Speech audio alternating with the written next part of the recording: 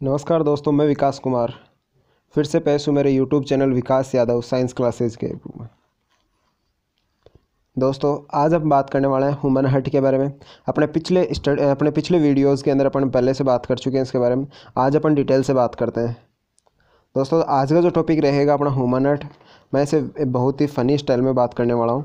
तो दोस्तों, बात करते हैं इसके जो आपको जो डायग्राम शो हो रहा है, इस डायग्राम के बारे में अपन पहले से बात कर चुके हैं। अब बात करते हैं इसको अलग अलग पार्ट्स में डिस्क्राइब करके। तो सबसे पहले आता है अपने को हार्ट की नॉर्मल इन्फॉर्मेशन। नॉर्मल इन्फॉर्मेशन के अंदर सबसे पहले बात करते हैं जो इसका निर्माण जो होता है, हार्ट का निर्माण। तो हार्ट का निर्माण जो होता है, मानव हृदय का निर्माण जो होता है वो होता है मीजोड्रम से। आप दोस्तों जानते हैं भ्रूण के अंदर क्या होता है, 3 ड्रम बनते हैं, एक्टोड्रम, एंडोड्रम और मीजोड्रम। जो मीजोड्रम जो होता है वो क्या करता है, मानव हृदय का निर्माण करता है। अच्छा, बात करते हैं वजन के बारे में। दोस्तों, जो वजन जो होता है इसके अंदर, ह्यूमन के अंदर, वो नर में होता है 300 ग्राम हार्ट का वजन, जबकि मादाओं में होता है वो 250 ग्राम। मतलब पुरुषों के हृदय का वजन थोड़ा सा अधिक होता है, जबकि मादाओं के हृदय का वजन कम होता है। वैसे भी आपको पता है पुरुष तो वैसे ही सब एक दिल में पता था नहीं कितने को समायोजित कर लेते हैं। आगे बात करते हैं हृदय के अंदर पाए जाने वाले पेशियों के बारे में। तो हृदय में 2 प्रकार की पेशियां पाई जाती है, रेखिक और अनैच्छिक पेशियां। मतलब आप ये बोल सकते हैं ऐच्छिक और अनैच्छिक पेशियां, या रेखित और अरेखित पेशियां भी बोल सकते हैं इन्हें। तो दोनों प्रकार की पेशियां जो होती है मानव शरीर के अंदर, वो दोनों प्रकार की पेशियां कंबाइंड रूप से किस में पाई जाती है, मानव हृदय के अंदर पाई जाती है। अच्छा, आकार बात करते हैं दोस्तों। आकार के बारे में अपन पहले भी पढ़ चुके हैं कि आकार जो होता है हृदय का वो होता है मुट्ठी भर जितना। अपनी जो वृष्ट होती है, अपनी जो मुट्ठी होती है, फिस्ट जो होती है अपनी, उस मुट्ठी भर आकार जितना क्या होता है, अपना हृदय होता है। दोस्तों, नेक्स्ट क्वेश्चन है मानव में हृदय का प्रकार। अच्छा, मैं आपको बताना चाहूँगा, आज तक मैंने अपने कैरियर के अंदर कभी भी बायोलॉजी के अंदर ऐसा वाला हार्ट नहीं देखा जैसा अपन काल्पनिक रूप से बनाते हैं। मेरे को आज तक इसका मतलब समझ में नहीं आया कि मानव का हृदय इस प्रकार का कैसे होता है। अच्छा, दूसरा उसके अंदर ये ऐसा वो ये और साइन और लगता है, मैं समझ नहीं पाता इसका मतलब क्या होता है। तो दोस्तों, ऐसा कुछ नहीं है हृदय के अंदर। अब बात करने वाला अपन जो मानव का हृदय जो होता है वो होता है मायोजेनिक प्रकार का। मैं आपको बताना चाहूँगा कि जीवों के अंदर हृदय 2 प्रकार के होते हैं, एक होता है मायोजेनिक और एक होता है न्यूरोजेनिक। एक होता है मायोजेनिक जो यहाँ दे रखा है मानव में होता है, एक होता है एक होता है मायोजेनिक और एक होता है न्यूरोजेनिक। मायोजेनिक हृदय होता है मानव के अंदर, न्यूरोजेनिक हृदय जो होता है ऐसे वाले जीवों के अंदर जिनके अंदर क्या होता है, हृदय का कंट्रोल जो होता है मस्तिष्क से होता है। न्यूरोजेनिक का मतलब है ऐसे वाले जीव जिनके अंदर हार्ट के ऊपर या दिल के ऊपर डायरेक्ट दिमाग का या ब्रेन का कंट्रोल होता है, उन्हें बोला जाता है न्यूरोजेनिक हार्ट। जबकि ह्यूमन के अंदर होता है मायोजेनिक हार्ट, और मायो का मतलब होता है मसल्स। इस मीन्स मायो जो होता है वर्ड जो है वो यहाँ से रिलेटेड है कि मानव का जो हृदय होता है ब्रेन से कंट्रोल नहीं होता, ये डायरेक्ट क्या होता है, खुद अपनी मसल्स से कंट्रोल होता है। हार्ट के अंदर ऐच्छिक और अनैच्छिक जो वॉलंटरी और इनवॉलंटरी जो मसल्स प्रेजेंट होती है, उन्हीं के अकॉर्डिंग क्या होता है, ये कंट्रोल होता है। इसमें ब्रेन का ऐसा कोई सा पार्ट नहीं है जो क्या करे, अपने हार्ट को कंट्रोल करता हो। इसलिए इसको मानव के हार्ट को बोला जाता है मायोजेनिक। जबकि जो कुछ एनिमल्स होते हैं जिनके अंदर हार्ट जो होता है वो ब्रेन से कंट्रोल होता है, इसलिए उनको बोला जाता है न्यूरोजेनिक।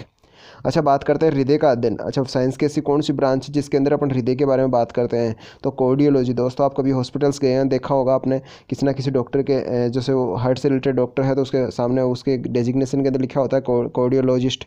और कार्डियोलॉजिस्ट का मतलब होता है भाई हार्ट का डॉक्टर है। तो हार्ट का जो ब्रांच होती है साइंस की, वो भी कार्डियोलॉजी से ही बोली जाती है।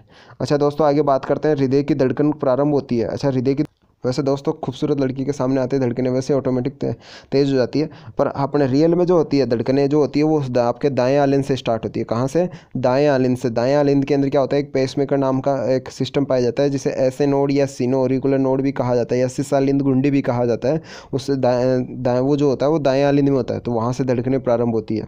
अच्छा, बात करते हैं अब इसके बाद में, इसमें कुछ दे रखा है कि कुछ टाइमिंग के बारे में बता रखा है। अब टाइमिंग के बारे में दे रखा है आलिंद संकुचन में लगा समय, जो अपना ओरिकल जो होता है, ओरिकल के अंदर जो सिस्टोल प्रोसेस होती है, उस सिस्टोल प्रोसेस में टोटल टाइम कितना लगता है, वो लगता है 0.8 सेकंड का। कितना लगता है? 0.7 सेकंड्स का। ओरिकल के अंदर से कंप्रेस होने का जो टाइम पीरियड है वो होता है 0.7 सेकंड्स। मतलब आलिंद संकुचन में लगा समय 0.7 सेकंड्स, जबकि नीले संकुचन में लगा समय जो होता है वो होता है 0.1 सेकंड्स। इस मीन्स ये बोल सकते हैं वेंट्रिकल जो कंप्रेस होता है या वेंट्रिकल के अंदर जो सिस्टोल प्रोसेस होती है उसके अंदर टाइमिंग कितनी होती है, वो होती है 0.1 सेकेंड्स। अच्छा, बात करते हैं हृदय चक्कर में लगा समय। अच्छा, हृदय चक्कर बोला जाता है, देखो यहाँ से अपने ये जो आलिंद संकुचन और नीले संकुचन इन दोनों को कंबाइंड करके फिर बनाया जाता है हृदय चक्कर। फिर बना है हृदय चक्कर। तो हृदय चक्र में जो लगा समय होता है वो होता है 0.8 सेकेंड्स। कितना होता है दोस्तों? 0.8 सेकेंड्स होता है। अच्छा, बात करते हैं आगे शरीर का सबसे व्यस्त अंग जो होता है, शरीर का सबसे व्यस्त अंग, शरीर का सबसे व्यस्त अंग जो होता है वो होता है अपना हृदय। कौन होता है? हृदय। मतलब मानव हृदय जो होता है जन्म लेने से पहले पहले निर्मित हो जाता है और मृत्यु के 45 मिनट बाद तक, लगभग 45-40 मिनट बाद तक क्या करता रहता है? काम करता रहता है। तो शरीर का सबसे व्यस्त अंग जो कभी भी रुकता नहीं है। अच्छा, बात करते हैं दोस्तों इसके बाद में आगे है हृदय धड़कन का नियंत्रक केंद्र। अच्छा, मैंने ये कहा था हृदय जो होता है डायरेक्ट अपने कंट्रोल नहीं होता ब्रेन से, लेकिन यहाँ बात कर रहे हैं हृदय धड़कन का नियंत्रण केंद्र, मतलब हार्ट बीट को कंट्रोल करने वाला, हार्ट बीट को कंट्रोल करने वाला जो ब्रेन का जो ऑर्गन होता है या ब्रेन का जो पार्ट होता है वो होता है मेडुला ऑब्लोंगेटा। कौन सा पार्ट होता है दोस्तों? मेडुला ऑब्लोंगेटा जो होता है वो क्या करता है? हार्ट बीट को कंट्रोल करता है। अच्छा दोस्तों, इसके बारे में बात करते हैं अब और देखा कुछ। हृदय किसे कहा जाता है? हृदय किसे कहा जाता है, या फिर हृदय का मस्तिष्क किसे कहा जाता है? बहुत सारे क्वेश्चंस पूछे जाते हैं, ये आपके लैब असिस्टेंट एग्जाम में भी पूछे जाते हैं, मतलब बड़े बड़े एग्जाम में भी इसके बारे में रिलेटेड क्वेश्चन आते हैं। तो हृदय किसे कहा जाता है या फिर हृदय का मस्तिष्क किसे कहा जाता है? हम बोल सकते हैं हार्ट ऑफ हार्ट या फिर ब्रेन ऑफ हार्ट। ठीक है, इसके बाद में बात करते हैं हृदय स्पंदक नियंत्रक, मतलब हार्ट बीट जो होती है उसको कंट्रोल प्रोसेस पार्ट कौन सा होता है? या फिर अपन बोल सकते हैं पेसमेकर किसे कहा जाता है? क्या पेसमेकर किसे कहा जाता है? ये कहा जाता है दोस्तों SA नोड को, SA नोड, सीनो ऑरिकुलर नोड, सिस आलिंद गुंडी, इसे कहा जाता है।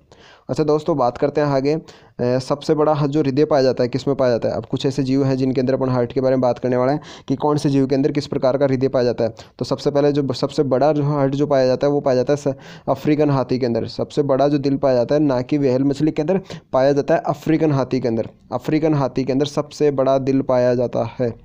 अच्छा, इसके बाद में बात करने वाले हैं अपन सर्वाधिक हृदय किसमें पाए जाते हैं? ये अपन पहले भी बात कर चुके हैं सर्वाधिक अपने पिछले वीडियो के अंदर। सर्वाधिक हृदय जो पाए जाते हैं वो पाए जाते हैं अर्थवॉर्म के अंदर। अर्थवॉर्म के अंदर पाए जाने वाले जो हार्टों की जो संख्या होती है वो होती है 4 जोड़ी। 4 जोड़ी मतलब 8 हृदय पाए जाते हैं इसके अंदर। सबसे ज़्यादा हृदय केंचुए में पाए जाते हैं, होते हैं 4 जोड़ी, इट्स मीन्स 8 हृदय पाए जाते हैं।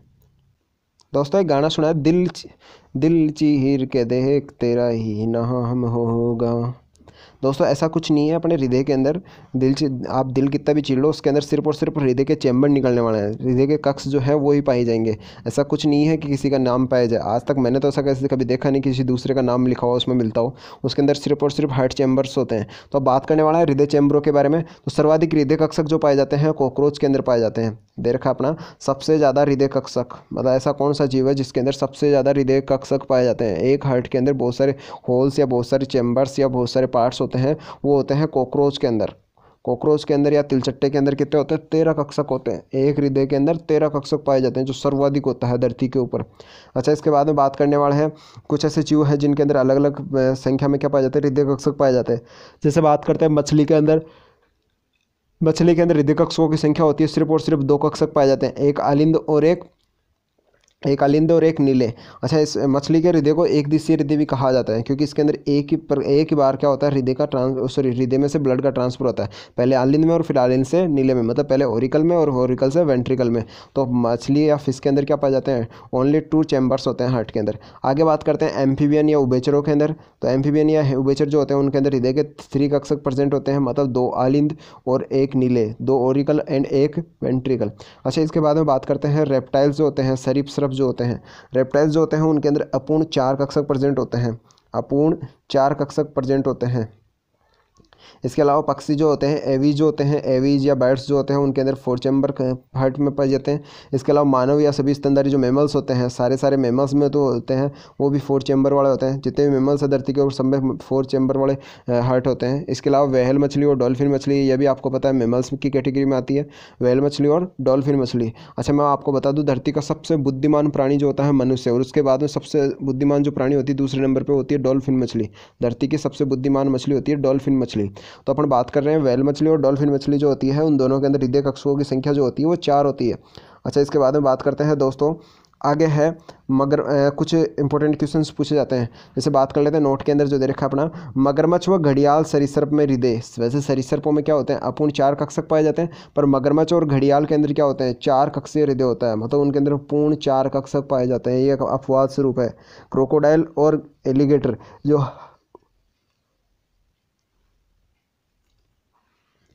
क्रोकोडाइल और एलिगेटर जो होते हैं उनके अंदर जो रेप्टाइल्स जो हैं उनके अंदर 4 कक्षीय या 4 चैम्बर वाला हार्ट प्रेजेंट होता है। अच्छा, इसके बाद में बात करते हैं कुछ इंपॉर्टेंट क्वेश्चंस और भी हैं।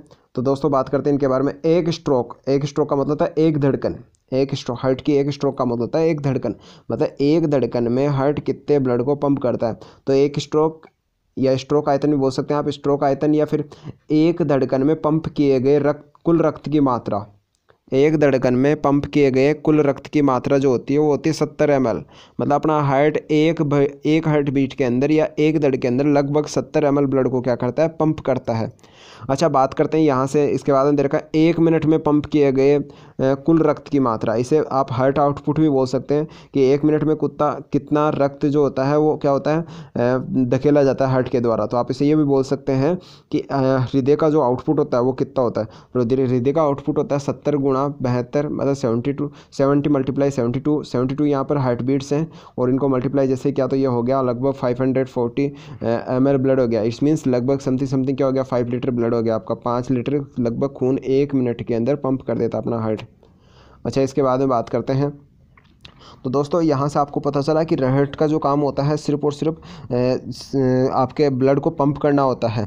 सिर्फ और सिर्फ ब्लड को क्या करना होता है, पंप करना होता है। जबकि मैंने सुना है कि कुछ हार्ट से संबंधित ऐसी भी बात बोली जाती है कि दिल दीवाना कहता है कि प्यार कर जहाँ किसी लड़की से आंखें चार कर। ऐसा कुछ नहीं है दोस्तों।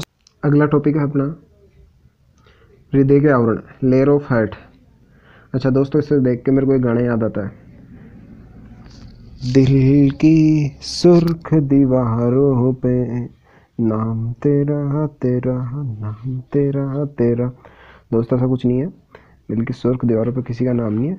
दिल की सिर्फ 3 दीवारें होती हैं। तो अपन बात करने वाले हैं हृदय आवरण या पेरिकार्डियम इन्हें कहा जाता है। एक पिछले अपने वीडियो के अंदर एक कमेंट बॉक्स में कमेंट आया था कि सर हार्ट के जो मेम्ब्रेन है उनके बारे में वापस से एक्सप्लेन करो। तो अपन बात करने वाले 3 दीवारें होती है इसकी। एक होती है एपिकार्डियम, एक होती है मायोकार्डियम, और एक होती है एंडोकार्डियम। एपिकार्डियम होती है सबसे बाहर वाली, जो एक्सटर्नल लेयर जो होती है हार्ट की उसे कहा जाता है एपिकार्डियम। सबसे बाह्य तंतुमय आवरण, सबसे बाह्य तंतुमय आवरण होता है ये। सबसे बाहर वाली स्क्रीन होती है और तंतुमय जो होते हैं तंतुमय आवरण से बनी होती है। अच्छा, दूसरी होती है मायोकार्डियम। मायोकार्डियम का मतलब होता है बीच वाला, मायो मतलब मध्य। तो दूसरी दीवार जो होती है मायोकार्डियम। मायोकार्डियम का मतलब होता है मध्य मोटा पेशी आवरण। ये सिर्फ मांसपेशियों से बना होता है। किससे बना होता है ये, मांसपेशियों से बना होता है। अच्छा, इसके बाद में बात करते हैं तीसरा जो आता है वो आता है एंडोकार्डियम। और एंडोकार्डियम का मतलब होता है इंटरनल पोर्शन, मतलब जहाँ से ब्लड अटैच होता है। इस मीन्स ये बोल सकते हैं वेंट्रिकल या ओरिकल जो होते हैं वो वाला पोर्शन जो होता है वो उसका एंडोमेट्रियम लेयर होती है उसकी, एंडोकार्डियम होती है। अच्छा, एंडोकार्डियम जो होती है वो क्या होती है, सबसे आंतरिक लचीले ऊतकों को द्वारा निर्मित होती है। सबसे आंतरिक और लचीले ऊतक होते हैं। इसका मतलब कोलेजन फाइबर्स अधिक पाए जाते हैं इसमें। कौन से तंतु अधिक पाए जाते हैं, कोलेजन फाइबर अधिक पाए जाते हैं, इसलिए अधिक ज़्यादा प्रत्यास्थ होती है। अच्छा, बात करते हैं आगे। सबसे पहले एक क्वेश्चन आता है, इंपॉर्टेंट क्वेश्चन है, हृदय आवरणों के मध्य भरा जाने वाला तरल पदार्थ कौन सा। हार्ट के जो मेम्ब्रेन है, जैसे आपका एपिकार्डियम हो गया, मायोकार्डियम हो गया, एंडोकार्डियम हो गया, उनके बीच में कुछ लिक्विड भरा होता है जिसे बोलते हैं पेरिकार्डियल फ्लूइड बोलते हैं। उसे क्या कहा जाता है, पेरिकार्डियल फ्लूइड भी कहा जाता है। अच्छा दोस्तों, इसके बाद में बात करते हैं अपन मेरे को एक इंपॉर्टेंट क्वेश्चन याद आया जिसमें अपने नोट्स में नहीं लिख रखा। अच्छा, मैं एक बात कर लेता हूँ। एक गाना आता है, दिल दे दिया परदेसी को ही रोकना था, क्या होगा बस ये देखना था। अच्छा, दिल दे दिया परदेसी को मतलब सबसे पहले दिल जो ट्रांसफ़र करने वाला था, दिल देने वाला जो व्यक्ति था वो था क्रिश्चियन बर्नार्ड। एक वैज्ञानिक है जिसका नाम है क्रिश्चियन बर्नार्ड। सबसे पहले उसने हार्ट ट्रांसफ़र करने का काम किया था। तो आप यहाँ से याद रखें, दिल दे दिया परदेशी को मतलब दिल ट्रांसफ़र किया है। तो सबसे पहले जो हार्ट को ट्रांसफ़र करने वाला जो व्यक्ति था वो था क्रिश्चियन बर्नार्ड। अच्छा, नेक्स्ट क्वेश्चन के बारे में बात करते हैं। इसके बाद नेक्स्ट क्वेश्चन है अपना हृदय के कपाट, हृदय के वाल्व जो होते हैं। अच्छा, अपने पिछले एक वीडियो के अंदर कमेंट बॉक्स में कमेंट आया था कि सर हार्ट के कपाट जो होते हैं, वाल्व जो होते हैं, इनको एक बार वापस से फिर से एक्सप्लेन कीजिए। तो अपन वापस से यहाँ से फिर बात करने वाले हैं हृदय के कपाटों के बारे में। हार्ट के कपाट जो होते हैं, वाल्व ऑफ हार्ट। हार्ट के वाल्व जो होते हैं टोटल 5 वॉल होते हैं। उसमें सबसे पहला है आपका ट्राइकस्पिड वॉल। पहला होता है ट्राइकस्पिड वॉल। ट्राइकस्पिड वॉल का मतलब होता है त्रिवल्य कपाट। क्या होता है इसका मतलब, त्रिवल्य कपाट। ये पाया जाता है दाएं आलिंद व नीले के मध्य। ट्राइकस्पिड वॉल जो होता है ये होता है दाएं आलिंद और दाएं नीले के मध्य, मतलब दाएं आलिंद, दाएं ओरिकल और दाएं वेंट्रिकल के बिटवीन में प्रेजेंट होने वाला जो वायल होता है उसको बोलते हैं ट्राइकस्पिड वॉल बोलते हैं। इसके अलावा दूसरा जो होता है वो होता है बाइकस्पिड वॉल। बाइकस्पिड वॉल जो होता है उसे कहा जाता है हिंदी में द्विवल्य कपाट। ये होता है जो लेफ्ट ओरिकल और लेफ्ट वेंट्रिकल होता है उसके बिटवीन के अंदर, मतलब बाएं आलिंद और बाएं नीले के मध्य पाया जाता है। आगे इसके बाद में आता है थर्ड जो आता है अपना थर्ड वाल के बारे में आपके लेबर असिस्टेंट के अंदर भी एक बार क्वेश्चन पूछा गया था 2016 के अंदर। तो बात करते हैं हार्ट के अंदर कौन कौन से जो वॉल होते हैं उनमें थर्ड वाल आता है आपका थिबेसियन कपाट। ये थिबेसियन कपाट जो होता है कोरोनरी साइनस एक धमनी आती है। कोरोनरी साइनस धमनी क्या होती है, ये हार्ट की दीवारों के अंदर क्या करती है, ब्लड को ट्रांसफर करने का काम करती है। तो ये कोरोनरी साइनस जो होती है धमनी जो होती है कोरोनरी साइनस के दाएं में खुलने के स्थान पर, जब वो दाएं आलिंद में खुलती है तो वहाँ उस जगह पर कौन सा कपाट पाया जाता है, थिबेसियन कपाट पाया जाता है।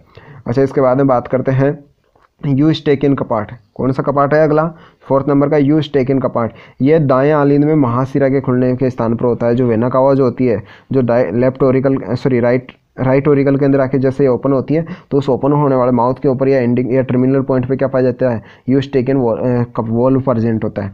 अच्छा, आगे बात करते हैं अर्धचंद्राकार कपाट। पांचवा लास्ट कपाट है या लास्ट वॉल्व है जिसका बोला जाता है इंग्लिश में सेमी लूनर वॉल्व है। क्या बोला जाता है उसे, सेमी लूनर वॉल्व।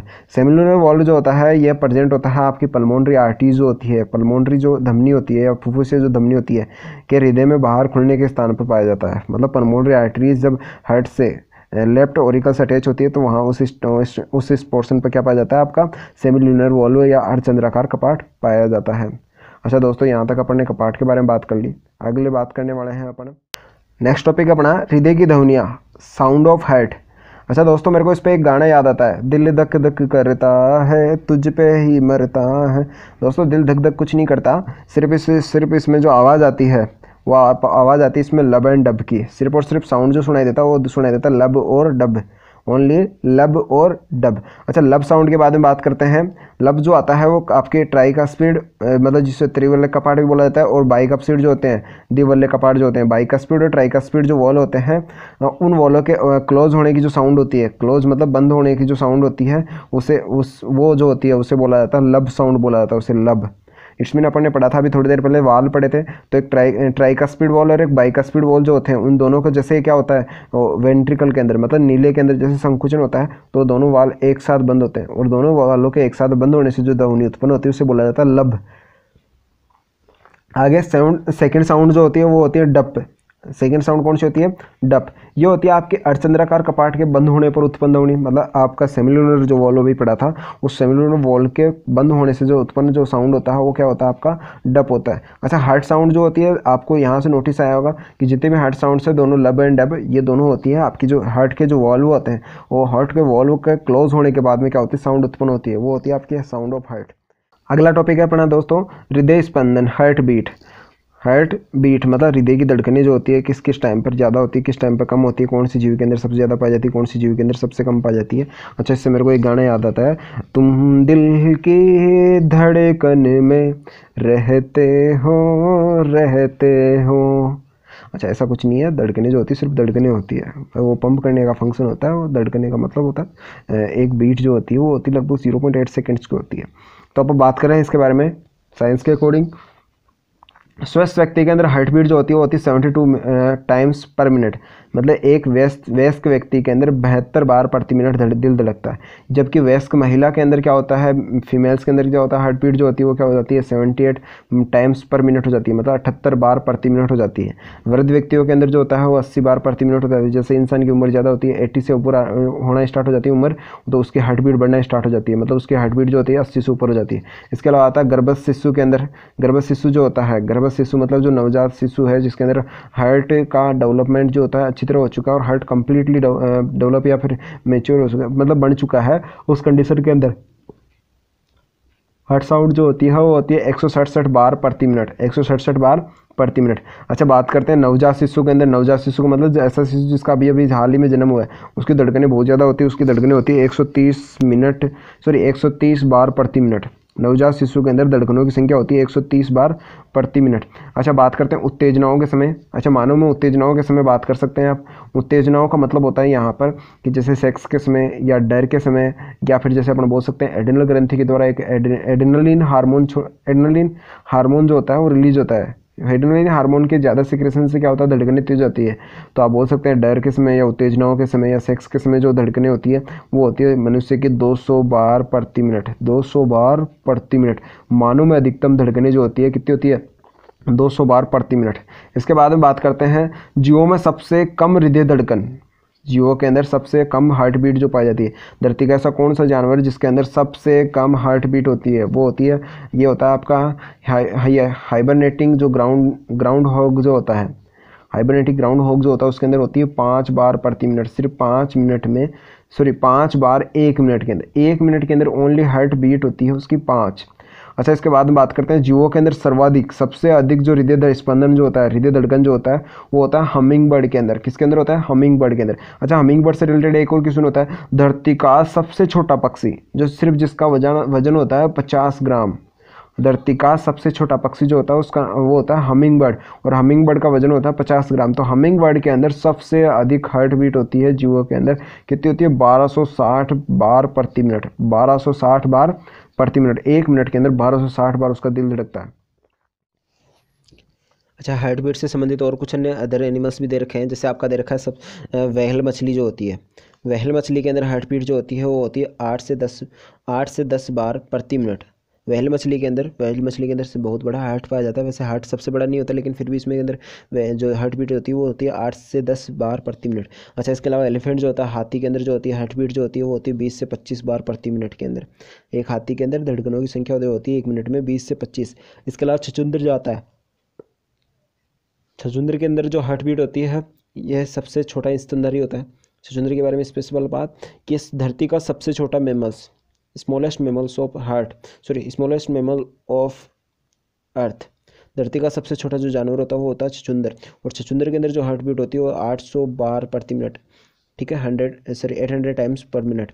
अच्छा, इसके बाद में बात करते हैं डॉग के अंदर, कुत्ते के अंदर जो हार्ट बीट होती है वो लगभग होती है 80 से 100 बार प्रति मिनट। 80 से 100 बार प्रति मिनट। अच्छा, यहाँ से एक क्वेश्चन आता है, हृदय स्पंदन में मेडुला ऑब्लिंगेटा द्वारा नियंत्रित होती थी। ये बात पहले भी पढ़ चुके हैं कि हृदय की धड़कनों को जो कंट्रोल जो होता है वो कहाँ से होता है, मेडुला ऑब्लिंगेटा से होता है।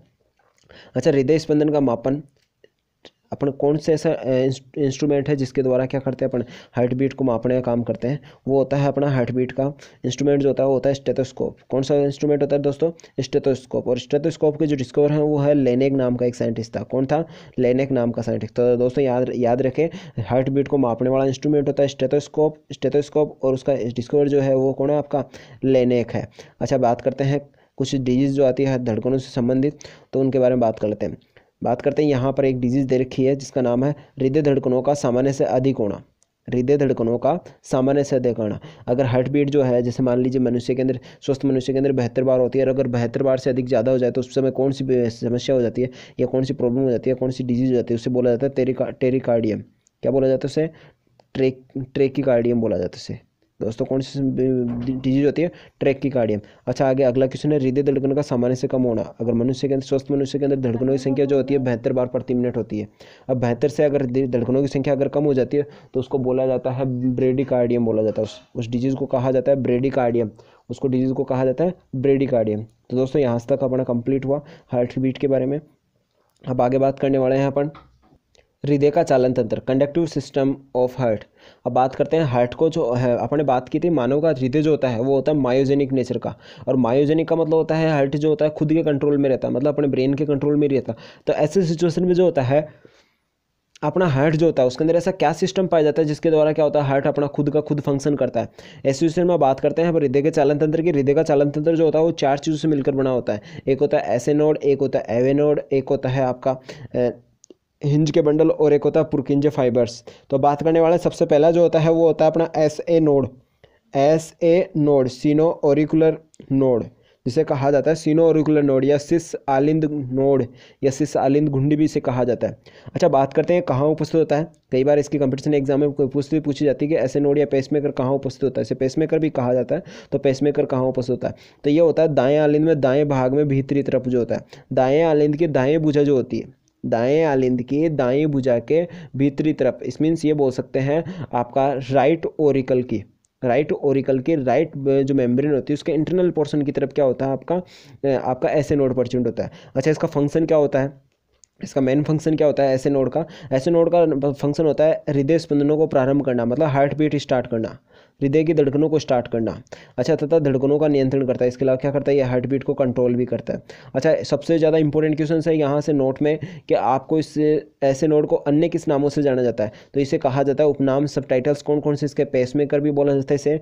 पेसमेकर आजकल आर्टिफिशियल भी लगाए जाते हैं जब हार्ट अटैक की कंडीशन आ जाती है, या हार्ट से जो स्पंदन जो होते हैं या हार्ट जो बीट जो होती है वो स्टार्ट नहीं होती, तो उससे पेसमेकर भी आर्टिफिशियल भी लगाए जाते हैं।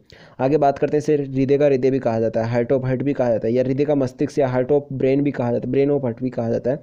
ठीक है। अच्छा, इसके बाद में बात करते हैं सेकंड पार्ट जो होता है हृदय के चालन तंत्र में, दूसरा आता है एवी नोड।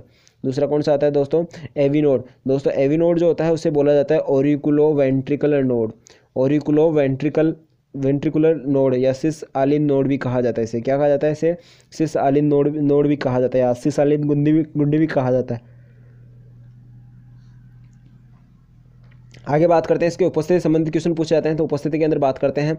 उपस्थिति जो आती है दाएं आलिंद में अंतरा आलिंद पर भीतरी तरफ होती है। ये कहाँ प्रेजेंट होता है, ये राइट ऑरिकुलर के जो इंटर ऑरिकुलर सेप्टम जो प्रेजेंट होता है उसके किस तरह प्रेजेंट होता है, ये राइट तरफ प्रेजेंट होता है। तो अपन बोल सकते हैं दाएं आलिंद में अंतरा आलिंद पट पर भीतरी तरफ होता है। अच्छा, बात करते हैं इसके फंक्शंस क्या होते हैं। ये क्या करता है, विद्युत आवेग या जो स्पंदन जो होते हैं, मतलब जो हार्ट बीट जो होती है उसको हिंज के बंडल तक पहुंचाने का काम करता है। मतलब आगे अगला जो इसका पार्ट होता है वो होता है हिंज के बंडल। तो हिंज के बंडल तक क्या करता है, ये ट्रांसफर करने का काम करता है। आगे थर्ड आता है हिंज के बंडल। तो हिंज के बंडल के बारे में बात करते हैं। हिंज के बंडल थर्ड पार्ट्स होता है, जिसके बारे में बात करते हैं। उपस्थिति जो होता है ये अंतरालिंद पट पर होता है, इंटरवेंट्रिकुलर सेप्टम जो होता है उसके ऊपर प्रेजेंट होता है। दोनों नीलेयों के मध्य एक झिल्ली पाई जाती है, मोटा आवरण पाया जाता है, जिसे बोलते हैं अंतरा नीले पट। और अंतरा नीले पट पर क्या पाया जाता है, आपका हिंज के बंडल पाए जाते हैं। अच्छा, इसका कार्य जो होता है, इसका कार्य आगे ट्रांसफर करना होता है। इसमें ये बोल सकते हैं विद्युत आवेगों को या स्पंदनों को या धड़कनों को क्या करता है, ये पुरकिंजे तंतुओं तक भेजने का काम करता है, पुरकिंजे फाइबर्स तक क्या करता है, ट्रांसफर करता है। अच्छा, इसके बाद में बात करते हैं, आगे आता है पुरकिंजे फाइबर्स। अगर लास्ट पॉइंट है इसका पुरकिंजे फाइबर। तो पुरकिंजे फाइबर जो होता है वो क्या करता है, आपके संपूर्ण जो हार्ट होता है वो संपूर्ण हार्ट की जो लेयर्स होती है या मेम्ब्रेन जो होती है वहाँ तक क्या करता है, ये जो इसमें हार्ट से जो बीट्स होती है या फिर इम्पल्स जो होते हैं उन इम्पल्स को क्या करता है, ये पूरे हार्ट के अंदर ट्रांसफर करने का काम करता है। अच्छा दोस्तों, यहाँ से अपन ने बात कर ली हार्ट के कंडक्टिव सिस्टम के बारे में। तो अपन बात कर लेते हैं फिर से एक बार। कंडक्टिव सिस्टम जो होता है वो 4 पार्ट में होता है।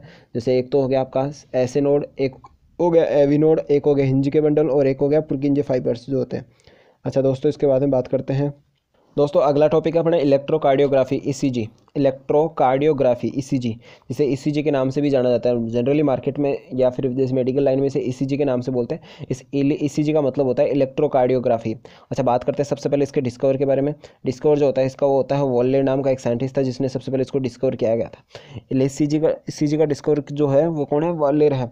अच्छा, बात करते हैं ईसीजी के जनक जो होते हैं, ईसीजी का फादर ऑफ ईसीजी कौन है, फादर ऑफ इलेक्ट्रोकार्डियोग्राफी है इन्थोवोनफ। अच्छा, बात करते हैं ये ईसीजी का मेन फंक्शन क्या होता है, ईसीजी किस काम में आता है। तो ये क्या करता है, जो हार्ट इम्पल्स जो होते हैं, हार्ट इम्पल्स जो होते हैं उनका क्या करता है, ग्राफी निरूपण करता है। मतलब हृदय धड़कनों का क्या करता है, ये हृदय स्पंदनों का ग्राफी निरूपण करता है। अच्छा, ग्राफी निरूपण किस प्रकार से करता है, अपन इस डायग्राम में पढ़ते हैं आगे। देखो आपको दोस्तों एक डायग्राम दे रखा है जिसके अंदर हार्ट बीट्स को इस तरीके से इम्पल्स को शो कर रखा है। कभी आपने किसी यूट्यूब पर किसी वीडियो के अंदर देखा होगा, एक कंप्यूटर स्क्रीन पर मेडिकल के अंदर हॉस्पिटल के अंदर एक कंप्यूटर स्क्रीन के ऊपर आपको हार्ट बीट जो है ऐसी इस प्रकार से लाइनों के रूप में शो होती है। अच्छा, इसके बाद में बात कर लेते हैं यहाँ क्या क्या पॉइंट्स हैं इसके अंदर। अच्छा, मैं आपको बताना चाहूँगा कि जो आपका ईसीजी होता है वो होता है 5 बिंदुओं पर निर्धारित होता है। एक होता है P, Q, R, S, और टी, ये 5 अल्फ़ाबेट्स आते हैं PQRS, और इन PQRS पे क्या होता है, ये डिनोट होता है। तो अपन बात करने वाले हैं यहाँ पर कौन कौन सी जो है ये पॉइंट्स किस किस को इंडिकेट करते हैं। सबसे पहले बात करते हैं P के बारे में। ये P जो है ये इंडिकेट करता है दोनों आलिंद जो होते हैं, दोनों आलिंदों के अंदर क्या होता है, उद्दीपन होता है या संकुचन जो होता है, संकुचन जो होता है। मतलब आप ये बोल सकते हैं कि एट्रियम के अंदर जो डाइपोलर कंडीशन आती है, डाइपोलर कंडीशन या बोल सकते हैं, या फिर सिस्टल प्रोसेस जो आती है आलिंदों के अंदर, उसे कहा जाता है P। दोनों आलिंदों के अंदर जो सिस्टोल प्रोसेस आती है उसे कहा जाता है P से डिनोट किया जाता है। अच्छा, बात करते हैं आगे QRS। अगले अगले पॉइंट्स इसके अंदर QR और S, QRS। ये QRS जो है ये यहाँ दे रखा आपको। QRS जो है ये क्या करते हैं, ये जो दोनों वेंट्रिकल्स होते हैं या दोनों नीले होते हैं उनके अंदर जो सिस्टोल प्रोसेस होती है, सिस्टोल मतलब पिचकने वाली जो प्रोसेस होती है, उसको डिनोट किया जाता है यहाँ से। अच्छा, यहाँ से आपको मैं थोड़ा सा वापस से एक सही से बता देता हूँ। अच्छा, यहाँ एक आपको दे रखा है थोड़ा सा, यहाँ आपको ये डायग्राम में ऐसे शो कर रखा है कि ऐसे आके और ऐसे आके फिर हार्ट बीट ऐसे ऊपर की तरफ जा रही है। तो यहाँ पर आपको एक कैविटी शो हो रही है। ये कैविटी क्या होती है, ये आपके सिस्टोल की प्रोसेस प्रारंभिक स्टेज है। मतलब QRST जो है स्टार्ट होता है, मतलब दोनों नीलियों के अंदर या दोनों वेंट्रिकल के अंदर जब सिस्टोल प्रोसेस स्टार्ट होती है उस कंडीशन को यहाँ शो कर रखा है। अच्छा, इसके बाद में बात करते हैं आगे है यहाँ वाला जो प्रोसेस है, ये वाली कंडीशन जो है, ये वाली कंडीशन जो होती है, ये होती है आपके वेंट्रिकल जो है होती है, वेंट्रिकल के अंदर सिस्टोल प्रोसेस कंप्लीट हो जाती है। वेंट्रिकल के अंदर क्या होती है, सिस्टोल प्रोसेस कंप्लीट हो जाती है। उसके बाद में बात करते हैं ये ऊपर नेक्स्ट कंडीशन है, इसके बाद में ये वाली आती है टी की कंडीशन, अल्फ़ाबेट में टी की। तो इसे कहा जाता है वेंट्रिकल जो होता है उसके अंदर प्रकुंचन स्टार्ट होता है। वेंट्रिकल के अंदर क्या होता है, इसके अंदर प्रकुंचन स्टार्ट होता है। ये वाली बात अपने बात कर ली ECG के बारे में। दोस्तों मैं फिर से आप बात कर लेते हैं ECG के बारे में। ECG के बारे में बात करते हैं। ECG के डिस्कवर जो है वो कौन है, आपके वालेर है, और ECG के जो फादर है वो कौन है, एंथोवोनप है। इसके अलावा हृदय स्पंदनों का ग्राफी निरूपण करने का काम क्या होता है, ECG का होता है। अच्छा, ECG जो होता है वो एक प्रकार के मेथड है और एक प्रकार का इंस्ट्रूमेंट भी है। इंस्ट्रूमेंट जो होता है उसे बोलते हैं इलेक्ट्रोकार्डियोग्राफ, जो इलेक्ट्रोकार्डियोग्राफ, और जो मेथड होता है उसे बोलते हैं इलेक्ट्रोकार्डियोग्राफी। अच्छा, इलेक्ट्रोकार्डियोग्राफी जो होती है वो निर्धारित की जाती है 5 अल्फ़ाबेट से, वो होता है PQRST। दोस्तों अपना नेक्स्ट टॉपिक है ब्लड ट्यूब्स या वेसल्स जो होती है, ब्लड वेसल्स जो होती है, मतलब रक्त नलिकाएं जो होती है वो कौन कौन सी होती है, कितने प्रकार की होती है। अच्छा, बात करते हैं, ये 3 प्रकार की होती है। पहली होती है आपकी धमनी, जिसको बोला जाता है आर्टरीज। फर्स्ट होती है आर्टरीज, सेकंड होती है वेंस मतलब सीरा, और थर्ड होती है कैपिलरीज मतलब केसिकाएँ। 3 प्रकार के ब्लड ट्यूब्स होती है, ब्लड वेसल्स होती है, आर्टरीज, वेंस एंड सीरा। धमनी, सीरा और आर्टरीज, वेंस और कैपिलरीज, धमनी, सीरा और केसिकाएँ। अच्छा दोस्तों, बात करते हैं यहाँ से अपन क्या बात करते हैं, कई बार कंपटीशन एग्जाम में आर्टरीज और वेंस के बारे में बहुत सारे क्वेश्चंस पूछे जाते हैं, कैपिलरीज के हालांकि कम आते हैं। तो अपन बात करते हैं आर्टरीज और वेंस को अपन एक्सप्लेन कर लेते हैं अकॉर्डिंग उनके कंपेरिजन के टाइप में, मतलब उनको तुलनात्मक रूप से अपन क्या कर लेते हैं, एक्सप्लेन कर लेते हैं। बाद में फिर क्या करेंगे, अपन कैपिलरीज के बारे में स्टडी करेंगे। अच्छा, तो दोस्तों बात करते हैं सबसे पहले इसके बारे में। तो देखते हैं, सबसे पहले बात करते हैं इनकी सबसे पहले है विशेषता या गुण, मतलब इनके क्या सिम्टम्स हैं जिसके थ्रू अपन क्या करते हैं, इनको कंपेयर करते हैं। सबसे पहले आता है वॉल, हार्ट की जो इनकी जो आर्टरीज और वेंस जो होती है, इनकी वॉल जो होती है, दीवार जो होती है, भित्ति जो होती है, मेम्ब्रेन जो होती है, उसकी थिकनेस के अकॉर्डिंग। तो सबसे मोटी थिकनेस होती है आर्टरीज के अंदर, आर्टरीज की जो दीवार होती है सबसे मोटी होती है, जबकि वेंस की जो मेम्ब्रेन होती है वो क्या होती है, थोड़ी पतली होती है। अच्छा, बात करते हैं प्रेशर की सबसे पहले। नेक्स्ट है प्रेशर। तो प्रेशर मतलब दाब, दाब जो होता है धमनियों के अंदर बहुत अधिक दाब प्रेजेंट होता है, जबकि सिराएं जो होती है उनके अंदर दाब न के बराबर या बहुत कम होता है। दाब का मान न के बराबर या फिर बहुत कम होता है। इसके बाद में बात करते हैं प्रेशर का मान, मतलब प्रेशर की क्वांटिटी कितनी होती है, प्रेशर अमाउंट कितनी होती है। तो आर्टरीज के अंदर जो होती है वो होती है 120 से 80 mmHg, 120 से 80 mmHg। जबकि बात करें वेंस के अंदर, सिराओं के अंदर, तो सिराओं के अंदर दाब का मान जो होता है वो सिर्फ क्या होता है, शून्य होता है। दाब का मान क्या होता है, शून्य होता है। अच्छा दोस्तों, इसके बाद में बात करते हैं आगे। अगला है रक्त की दिशा। रक्त की दिशा, रक्त की दिशा का मतलब होता है ब्लड जो होता है वो किस तरफ फ्लो होता है। तो बात करते हैं सबसे पहले आर्टरीज के अंदर जो होता है ये होता है हृदय से अंगों की ओर, मतलब आर्टरी जो होती है हमेशा क्या करती है, रक्त को हार्ट से ऑर्गन्स की तरफ क्या करती है, सर्कुलेट करवाती है या फिर लेके जाता है, ट्रांसफर करता है। जबकि जो वेन्स होती है वो क्या करती है, ब्लड को क्या करती है, ऑर्गन से क्या करती है, हार्ट की तरफ लेके आती है। तो अंगों से हृदय की ओर इसकी दिशा होती है ब्लड की। अच्छा, बात करते हैं प्योरिटी रक्त की प्योरिटी, ब्लड की प्योरिटी, तो बात करते हैं रक्त की शुद्धता। तो इसके अंदर शुद्ध जो इसके अंदर आर्टरीज के अंदर हमेशा शुद्ध रक्त बहता है, जबकि वेन्स के अंदर क्या होता है, सिराओं के अंदर हमेशा क्या होता है, अशुद्ध रक्त बहता है। अच्छा, बात करते हैं गैसों की उपस्थिति। गैसों के अंदर बात करें सबसे पहले कि इनके अंदर गैसें कौन कौन सी प्रेजेंट होती है। तो शुद्ध रक्त हमेशा ऑक्सीजन युक्त होता है, जबकि अशुद्ध रक्त हमेशा कैसा होता है, कार्बन डाइऑक्साइड युक्त होता है। शुद्ध रक्त हमेशा ऑक्सीजन युक्त होता है, जबकि अशुद्ध रक्त हमेशा कैसा होता है, कार्बन डाइऑक्साइड युक्त होता है। अच्छा, बात कर लेते हैं इनके वाल्व की, कौन कौन से किसके अंदर वाल्व प्रेजेंट होते हैं, किसके अंदर वाल्व नहीं प्रेजेंट होते। तो वाल या कपाट जो होते हैं आर्टरीज के अंदर कभी भी कपाल प्रेजेंट नहीं होते, धमनियों में कपाल अनुपस्थित होते हैं। और धमनियों में कपाल अनुपस्थित होने का मेन रीज़न जो होता है, मेन रीज़न है इसके अंदर कि जो धमनियाँ जो होती हैं, धमनियाँ जो होती है, उस धमनियों के अंदर ब्लड जो होता है बार बार क्या होता है, हार्ट के द्वारा पंप किया जाता है, हार्ट के द्वारा धक्का मारा जाता है, उसको पंप किया जाता है, तो उसके अंदर ब्लड जो होता है वो वापस बैकवर्ड पोर्शन में या वापस पीछे की तरफ नहीं बहता।